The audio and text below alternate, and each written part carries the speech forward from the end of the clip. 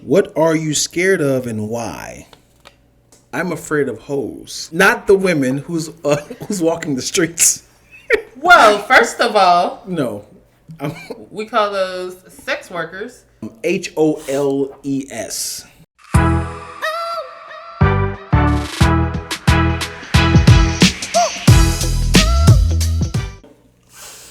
What's up, guys? This is Rack. Random Ass Convos with Twilla and Dion. Yes. What's up? What's going on, guys? I'm excited. This is number 2 for the books. Actually, it's like number 6. 3 of them were duds. So we just never posted. They are the Snyder cut that will never be released. They If you want the full, They didn't have to know that. if they want the full version of Twilla and Dion, you got to go # release the Lacktoast cut, and you will see the full version, uncut, uncensored. Twilla cussing her butt off to the point that I had to, the power of Christ compels you. So, I don't even sound like me, Dion. oh, now all of a sudden she found out some saints is watching. She want to act like she's all prissy now. That doesn't even sound like me, Dion. Clutching pearls. Speaking of the Snyder Cut, you saw it, right? I did. How'd you? I attempted to watch it with Twilla. I was out 30 minutes. I kept waking up on chunks like, oh, what's this? Oh, who's this green guy? Oh, where's his foot? Yeah. So I had to watch it in sections, like in a week. So I don't know, like, multiple thoughts just crossed my mind. So one, I don't know why I even attempt to watch movies with Dion. Like, I know a regular, like, hour-and-a-half movie, Dion is out. absolutely. So 4 hours? Question. Like, 4 hours? Next question. Absolutely. I am always going. I'm up 5:30. I'm usually working out, picking up, dropping off, working, editing, shooting. And when I get time to relax, I'm going to relax. I'm going to take advantage of that. I'm going to take advantage of a time that my body is calm. AKA, you're going to sleep. I'm There's going a to difference in, like, relaxing and sleeping. Absolutely. To the point that I will, if we're in the theaters and I know we're about to watch like in Avengers Endgame, I will come in there with some pajamas on with a Santa Claus hat. What movie was that we went to go see? And I never did. I think the last couple of times I went to movie theaters, so long ago. The last couple of times, like, I actually, like, curled up in the seat. Like, I knew, like, it was no reason for me to be here. Because we had gone right after I got off work. And was it the last Tarantino movie, right? Yes. And I liked that movie once I woke up and watched the rest. Hollywood something. Yeah. Once Upon a Time in Hollywood? Yeah, that one. Yeah. I never saw it. We both slept. Like, I got there and I was like, this is a comfy chair. Was it the theater with the lounge? Yeah, and the thing is, you have plans in the morning like, ooh, they have availability at this theater. We should definitely go check this movie out. What time? What time you got to work? 8, bet. Let's get the tickets for 8:30. Boom. And after a while, you be like, I don't think I'm going to make it. You be like, hopefully I can drink a bunch of soda that can keep me up because there's a bunch of caffeine. You be like, oh, this is that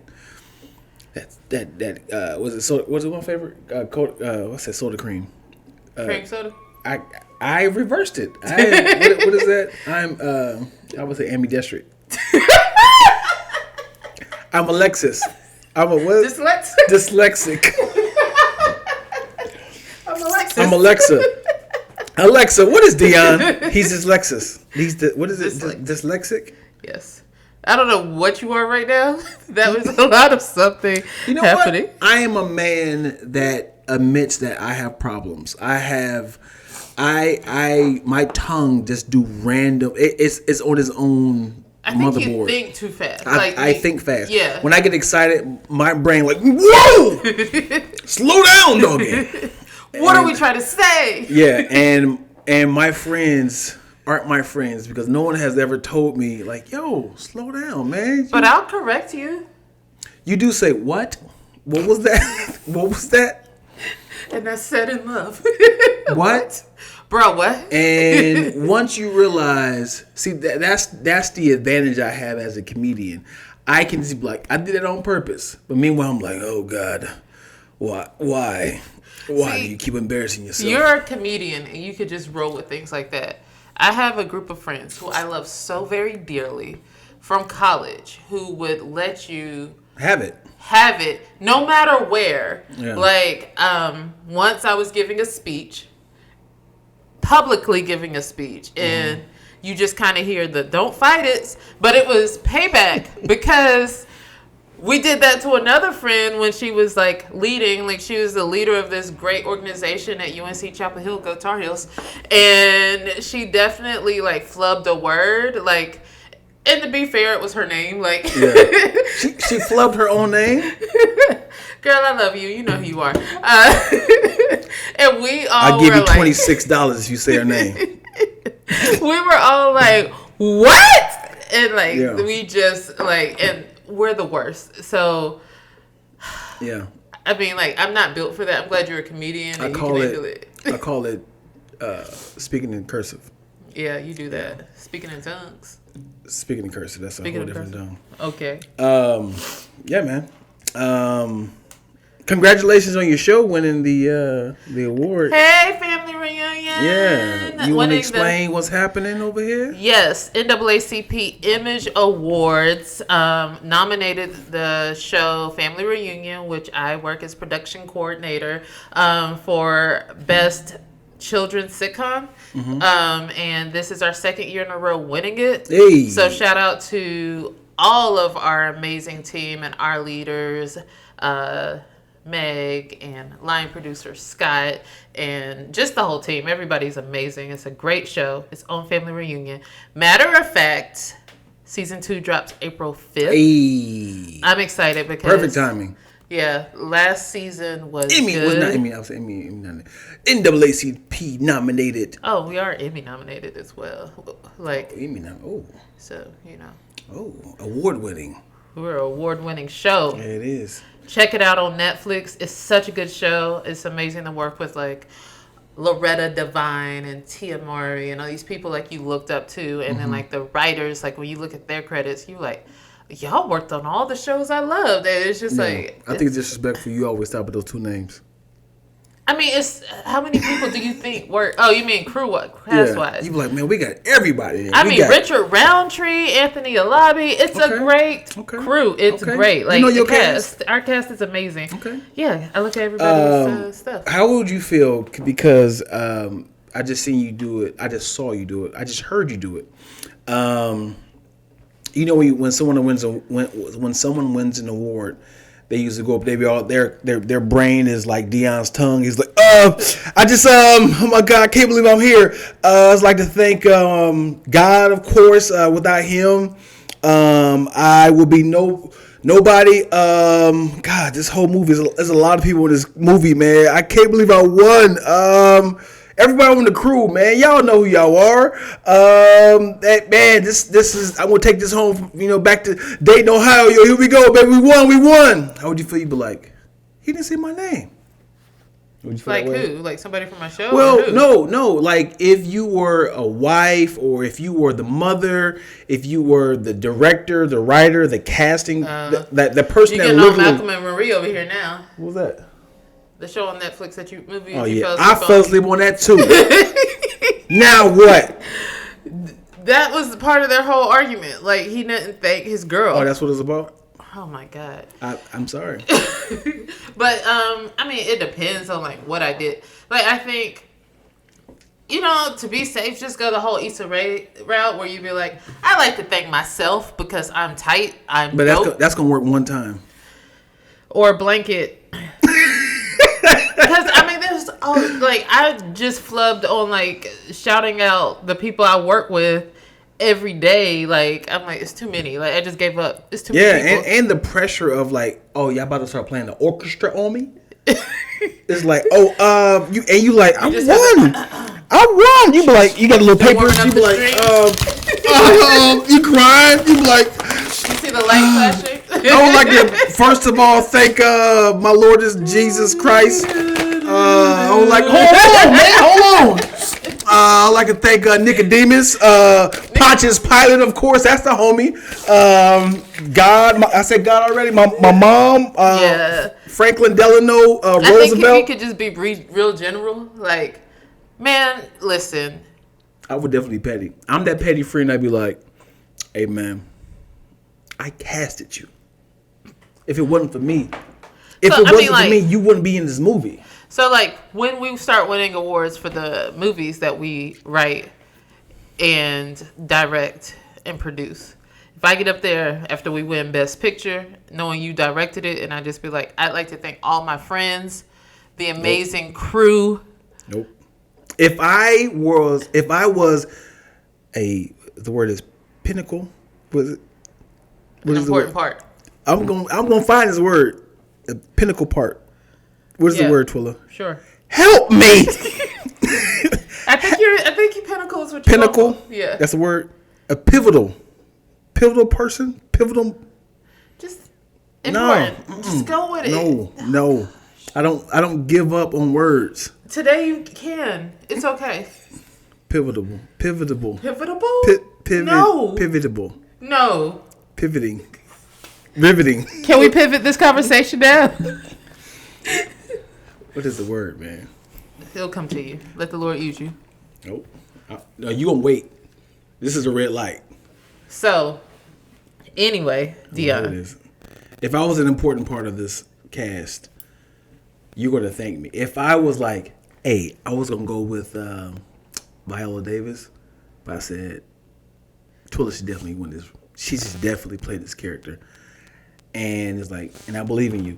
And you're like, thank you, Dion. And then you got the role, and then you won an Oscar. And I'm like, and I'm in the back like, you like think of mom, my brother, my sister, God. You just said like, you understood that moment. I'm like, you said. You just said you understand the pressure. Your limousine is gonna be on bricks. You be like, let's go to the after party. Yo, Titus, what happened to the limo? Listen, bricks. We celebrate all the time. I want you to know that bricks. Okay. Pivotable. It's not a word.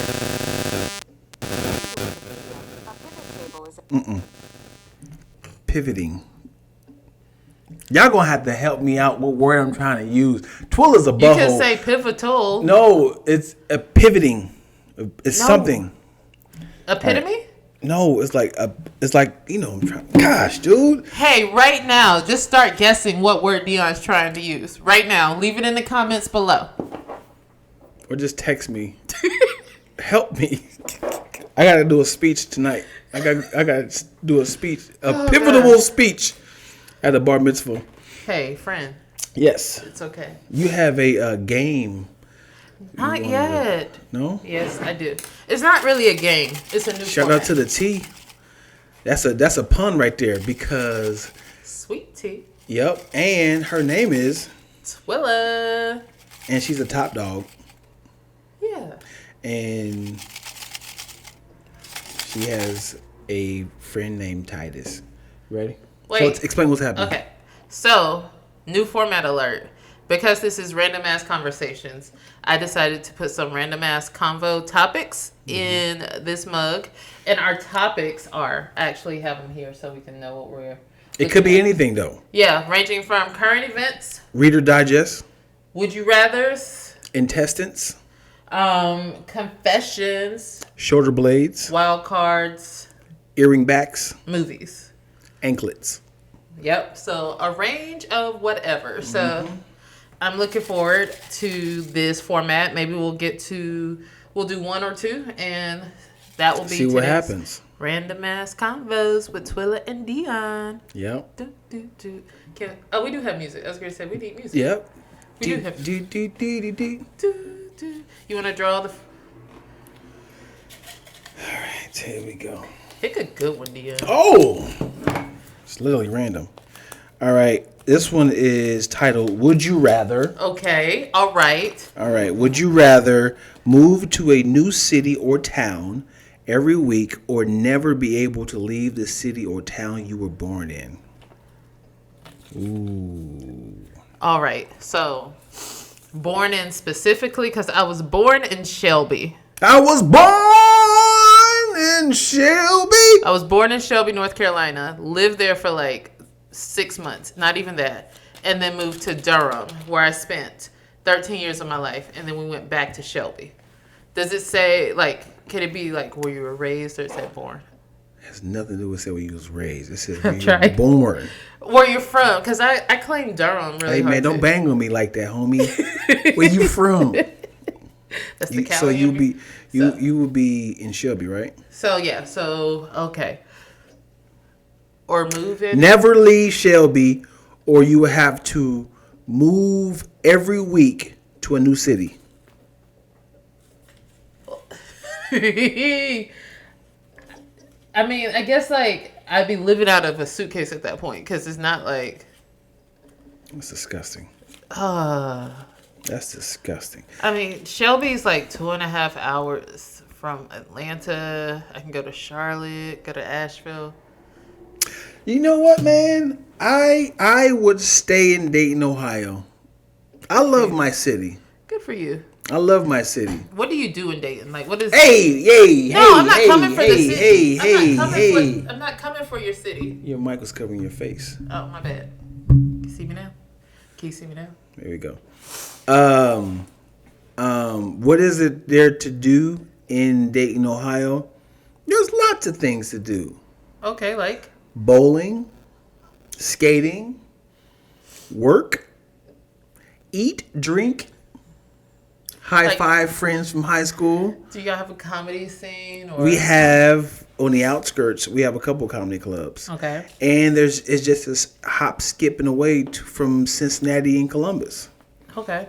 So I like Dayton. You know, it's always a treat to go back to see my family. Would you move back now? Like, not a would you rather, but would you? Would I move back now? For what I do here in LA, it would almost be possible to move to Dayton. It would just be weird. Yeah. I would retire in Dayton. Really? Yep. I would retire, buy a couple homes to create some generational wealth for my children. Yeah. But when you in Dayton, when you're in it, you don't feel like it's a problem. I just feel like Dayton it's not progressing fast enough. So I was raised in Dayton, but I grew up in Los Angeles. So when people say stuff like, I got you. Okay. I got you. Can I? Mm-hmm. What did I say? Bad. What did I say? You said you were born in Dayton, but grew up in Los Angeles. Yeah, I'll stay with that. I'll fix it. Okay. Please explain. Okay. So when you're born, you're hatched. Yep. That's what that means. You're hatched, still being fed by your parents. So you pretty much didn't have any decision making. You were pretty much still in the nest. Yeah. And then once I left the nest, if you will. I will allow it. I started making decisions on myself and learning how to drive officially, paying my own rent, paying my own bills. So when I was raised out here in LA at the age of 19, people always complained about the traffic, but I was like, I don't know what to compare it to. Even though I was driving in Dayton, I just thought that I didn't see it. It was never a complaint, so it was never an issue. And then when people was like, you paying $1,000 for rent? Like, dude, I'm paying $350 for 6 bedrooms, 95 baths. And it's like, why does it have so many bathrooms? Got so many bathrooms. I rent those bathrooms out. But yeah, I didn't see it as a problem because I had nothing to compare it to. So that's what I was raised out here. I literally was. Yeah. I became an adult for sure. I was literally on autopilot in Dayton. My mom took care of me from obviously what all parents should do. From 0 to 19, and went to a good college, and that was a good waking up. of, you know, Thomas More College stand-up, Division D. Division D? No, what is it? Division 3. Division 3. D3. D3. Yeah. Yeah, so I like I said, I was born in Shelby, raised in Durham, raised like from like my formative kid years. You didn't answer your question. I was explaining. You said why? I would have to not move that much. So I would. You gonna change the answer? No, so my the question. I mean, you gonna change the question? Listen, I would say my answer is I would stay in Shelby. I would not move. I said I don't want to move that much. Like moving every week is a problem. Yeah, so I don't like to move from my house. I like to stay in my house. So yeah, I love to travel. I love packing. I love going through airports. But wait, there's a factor into this. Am I a working actor? Am I single?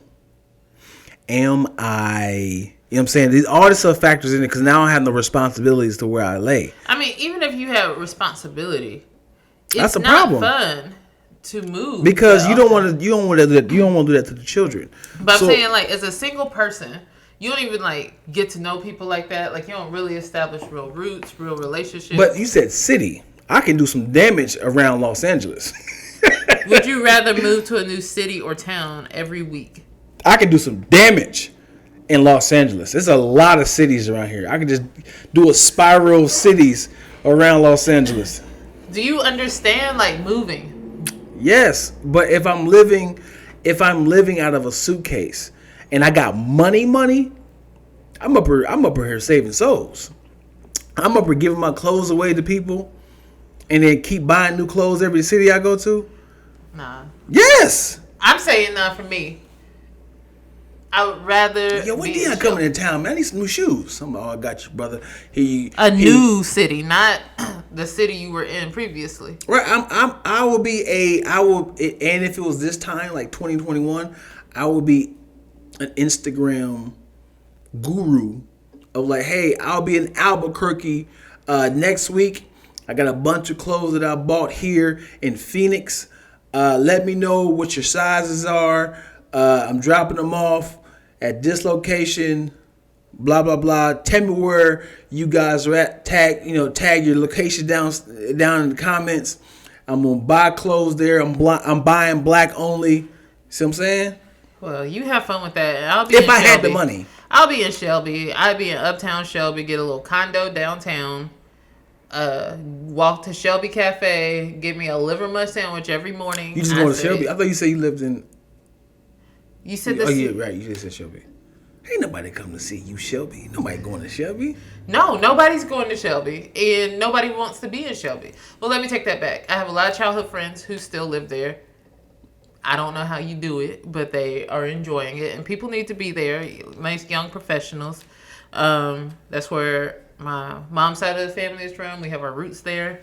So I'll probably be going there in a few...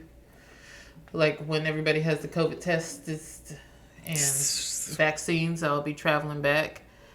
Whatever. But I guess I'd be stuck in Shelby. And I mean that when I say stuck in Shelby. All right. Yeah. Next question. Is there anything you really, really want? In life? No, that's funny. The one that popped out was life goals, but why do you keep doing this? They're not even shuffling. They're just doing this.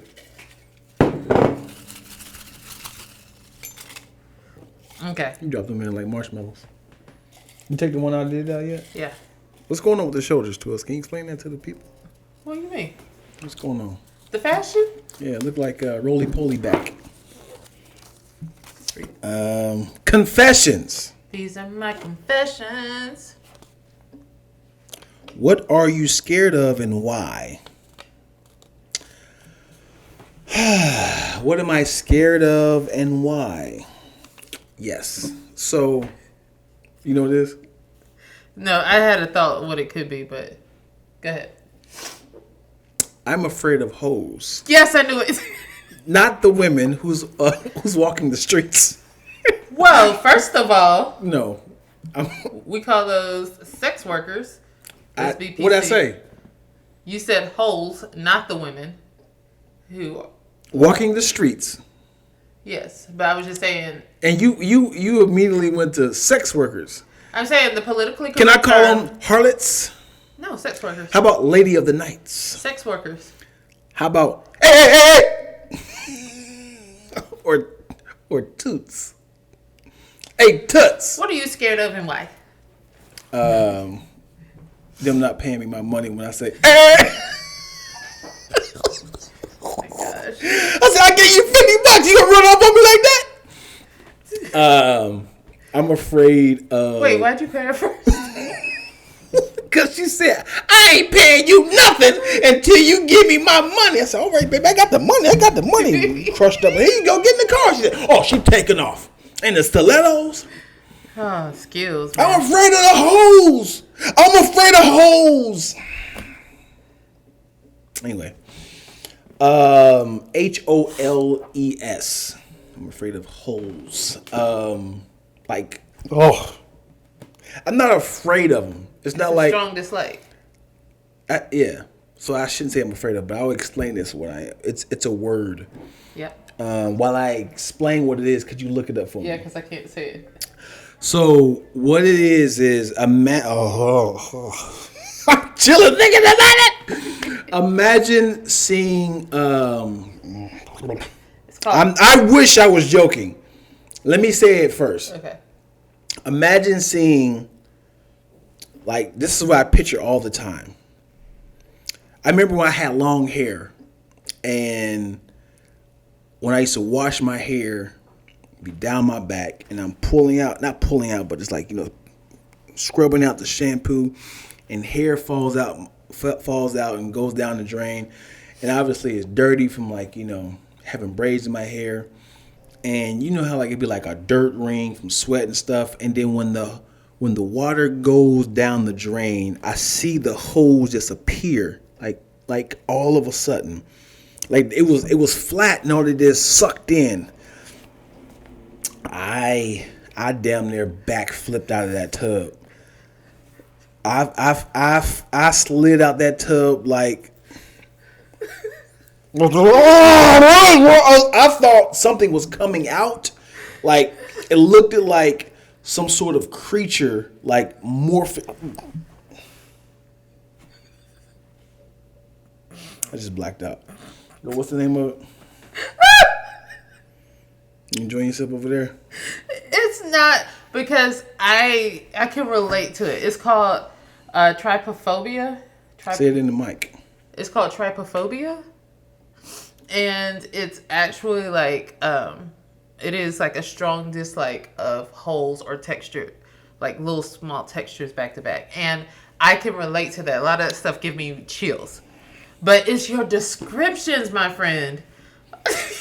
Yo, if and I could attest, because I had his daughter show him something before, and he just chills all on my arm. Like I think combustion of things gives me the chills.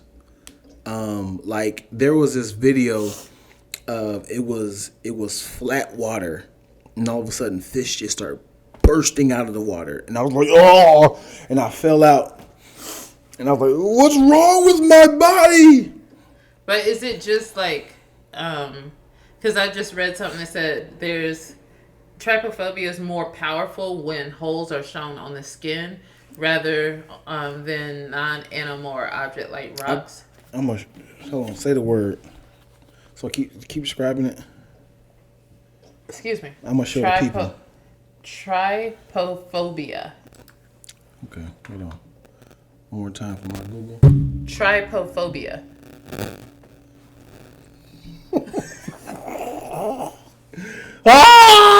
Gross, Dion.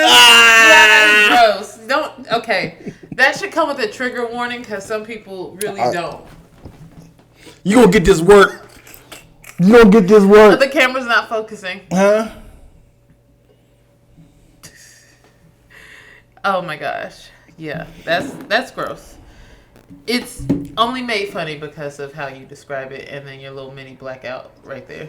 That kind of took me out. I got hoes. If I was a supervillain, that would be my kryptonite. Like, yeah. I ain't telling you nothing. Oh no! So you remember those posters? They had like the American Horror Story, like that one season. Yep. When they were playing on Fears. Yep. They had the hoes on it. Yeah. Yeah. Yep. This is a good. What's yours? Mine is like. I'm itching for real. My fear is, like, I think a fear that people have had for years and years and years. It's a real fear. I was gonna say one thing. I'm changing it up. Snakes. That is a fear. Snakes and spiders, but mostly snakes. Like, if I saw, like, something slithering, and I should not have this fear because I'm from the country and I know that there's, there could be a garter snake in the backyard. Praise God that I have not seen that before, because Twilla would pass out. Like, I would voluntarily just lay out, like, take my soul. Like, it's something slithering across the floor. So when I hear, like, cobra stories, or people just be like, oh, I hold snakes and this is my pet snake. What is wrong with you? Anything that moves really fast all of a sudden scares me. Like imagine like a spider like this. You like, yo, kill it. He looking like, you step one more step. You take one more step. Yeah, like that, or like snakes. They kind of just like, they just sit there and they watch your move. Yeah. And they just kind of do that little electric wiggle, and they leap on you. Yeah, no. And you know, like, the place that I've always wanted to travel, but will probably never go to because of its creatures, Australia. Like, they have snakes. They have spiders. They have the little jumping spiders. Like, that you can only find in Australia. And not like you have to go to the outback to see it. Like, you could go to the city. You could be in Sydney at the Opera House and it happens. So, they got kangaroos that do P90X too. Yeah. I can't do any of that. So, it's a beautiful country. I would love to see the coral reef and stuff like that. But listen. Die. I would die. I would die. All right. Absolutely. Let's, you think we have time for another? Sure. We're gonna do it. One more. Okay, so we have. You got one in there that you want to look, because you actually looking for the name. Go for it. Go on. Look. No, that's cheating. Go on, grab the one. I just want to. I just. Here we go. She eyeballing. Am I cheating? You eyeballing the one you want. I really want to do it. It's our show. I made these rules up. Okay, well then grab the one you want. Then you make the rules up. Oh, what is that? Is that the answer? Is that the one you gonna grab because it failed? No, let's do this.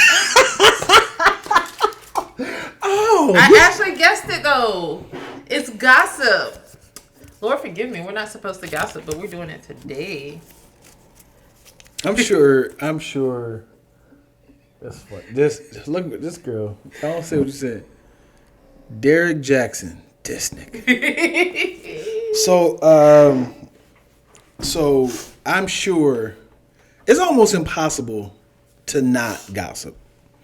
Yeah. Like, I don't care how Christian you are. It smells like, yo, did you hear that Pastor Tom is they got a divorce? You'll be like, hey man, it's none of my business. You be like, yeah. He did what? What? I just talked to him. Like, now you engaged. Like, what did that do? Yeah. Did you hear that? She's sleeping with who? You be like, that's all I need to hear. I got a premise. I'm out of here. And then the story just goes from there. Mm-hmm. Yeah. So Derrick Jaxn. Let me be honest. I had no clue who he was before this week. Mm-hmm. No clue. Is his last name actually spelled like that? No, his wife's last name is spelled the same way. He spelled it like that to be easily found because his name is Jackson. Unique. Okay, so he's all about the clout and being, branded and stuff like that. Got you. He ain't going nowhere. I mean, he's brilliant. Not his actions, but how he's handling this whole aftermath of his doing is brilliant. So from what I understand, this is a relationship guru, love guru, advisor. Nope, sticking with it. And he's been married for a while, and no one knew that though. No one knew he had a wife. Wait, what? No one knew he had a wife. Really? He never branded his wife with it. It just gets thicker. So, but that's a great idea, right? So basically, this relationship guru guy gets called out for cheating and having relations. Do you know with the other origin women of how he got caught? No. Do you? No. Yeah, I just know he said relationship guru caught cheating, and now he's I think it was like one of the women that he was with posted the picture on in his Atlanta house. Oh. Yeah. So okay, people cheat, right? This happens. This is not like a news flash. Not new at all. Not new. But he was being called out because he has all these videos where he calls all these cheaters out and it's just like that's a problem. Yeah, it's like your guys, these MFers should not be in a relationship. Nobody's forcing you to cheat. If you want to be promiscuous, be promiscuous. If but if you're gonna get married, be dedicated to your woman. Women, love yourself. You don't deserve that. Like, he went in on John Gray, like the rest of us, but he went in on John Gray. Poor John Gray down. So, yeah, he tore them down. And so now that he's been called out. Speaking this up in third person. Before we get to the speaking of third person, he wants to do a whole, let's go live and let's talk to the people with his wife, who looked like she didn't want to be there. Did a whole live and explaining who he cheated, like how often he cheated and why he cheated and the ways he's cheated with his wife. And she just had to sit there and listen to it. And like, if you're going to apologize, do it by yourself. It really felt like she did not have to be there. She was not ready. I don't know. It looked like she wasn't ready for that conversation. So here's the thing. Before we get to the third person. No, I'm good. You as my friend, I think you've always heard me say, and I'm in a relationship, don't make me look stupid. Mm-hmm. Do not make me look stupid. That is the thing that will break. Trust is important, but then to have me out here while you're in the streets looking stupid and then to drag me down into your mess to look... Yeah. And make even and then say she knew the whole time. He tried to really bring her in, she encouraged it. She hooked me up with her. He kept trying to no, you really pulling me in here. And he's doing all of this to save his brand because he got a new book out or a book coming out. So it's you can't be the relationship guru when you call it mess. Yeah. And so he's trying to do PR to clean up. Yeah. And the thing is, if he keeps talking, his brand is going to keep increasing. Because we keep talking about it? Yeah, of course. He can keep doing it because now his video of him talking about himself is hilarious, brilliant, and people are going to click on it to watch it, and he's getting paid for it.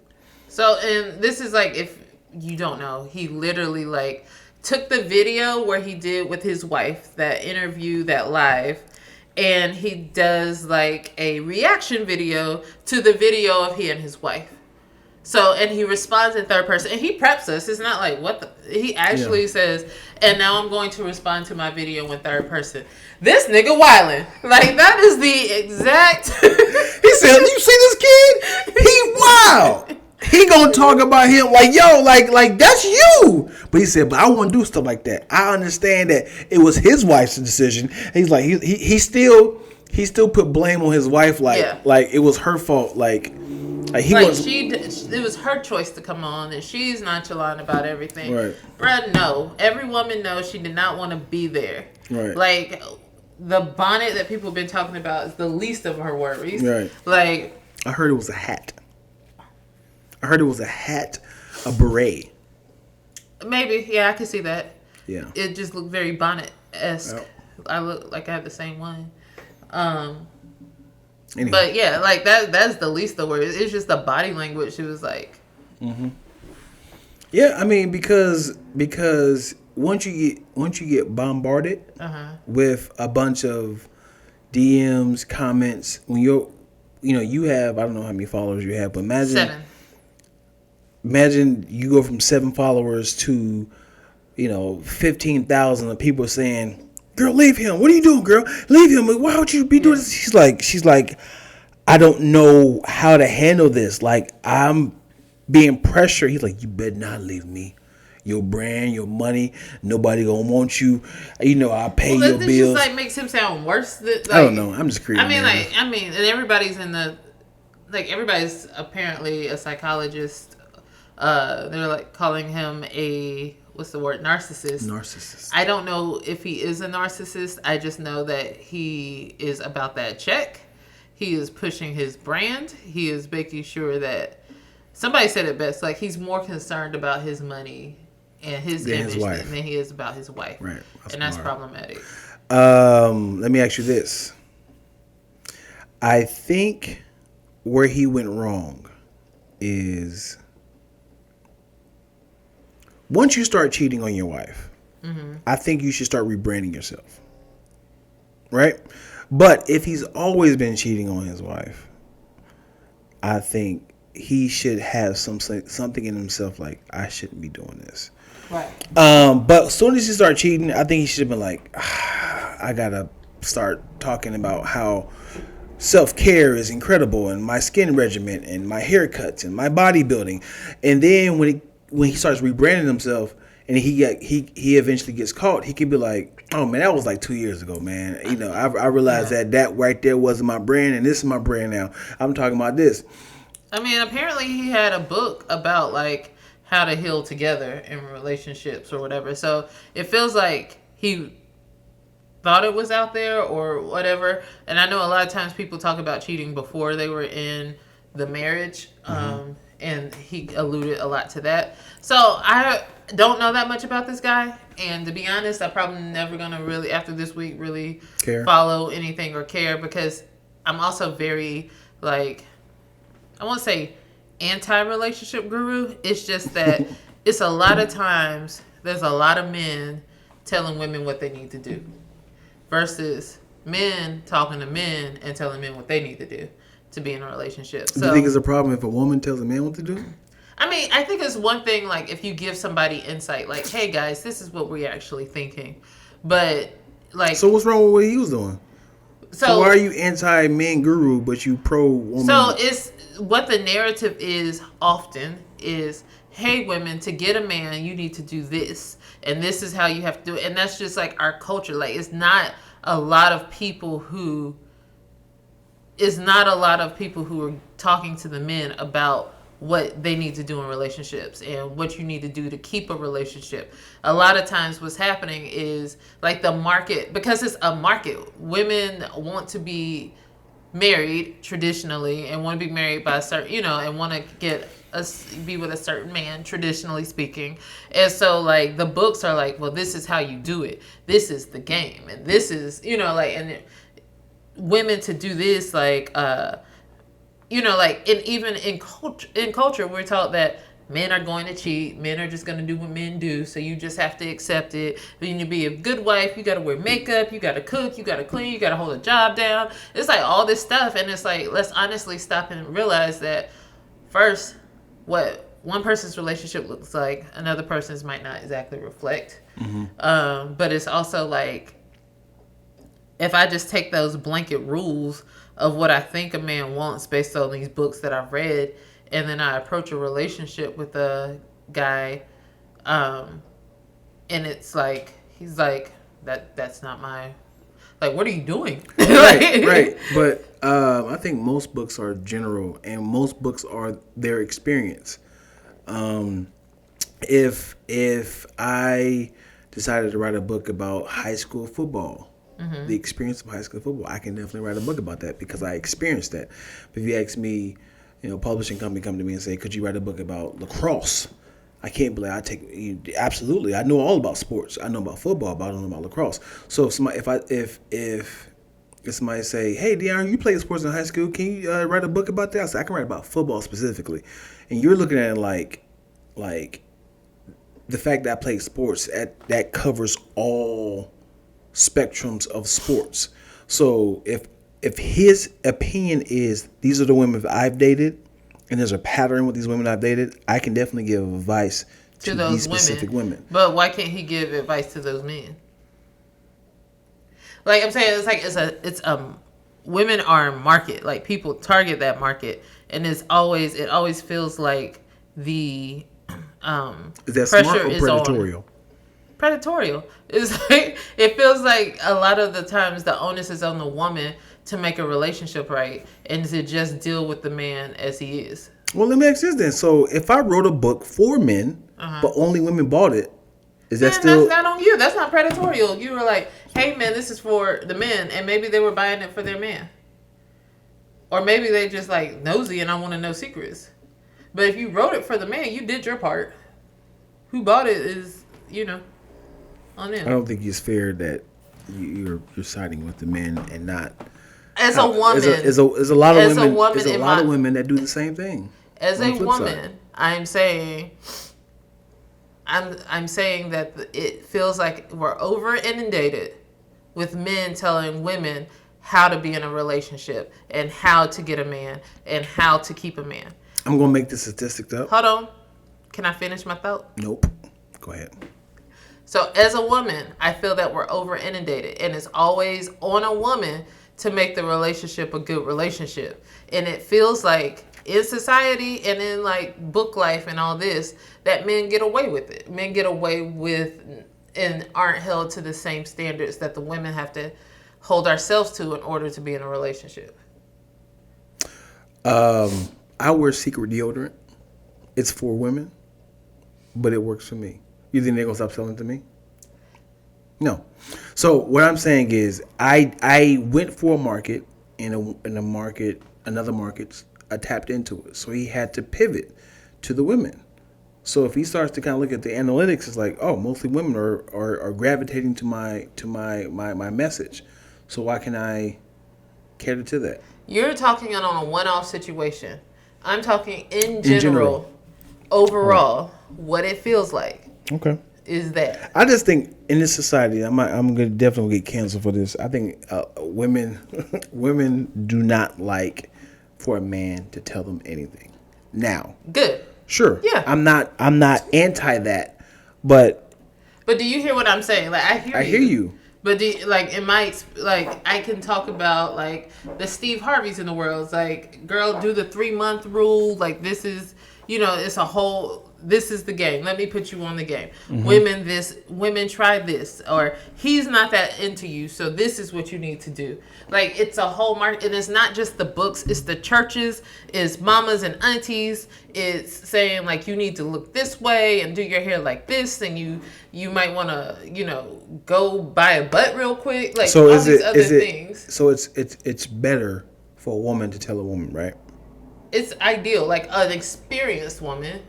Right. Yeah, and preferably a person who's in a healthy relationship. So what if he says, "My mom always told me," and he gave her that advice? That's still a problem. I just don't want to hear what he has to say. If I can be honest, I don't. All right.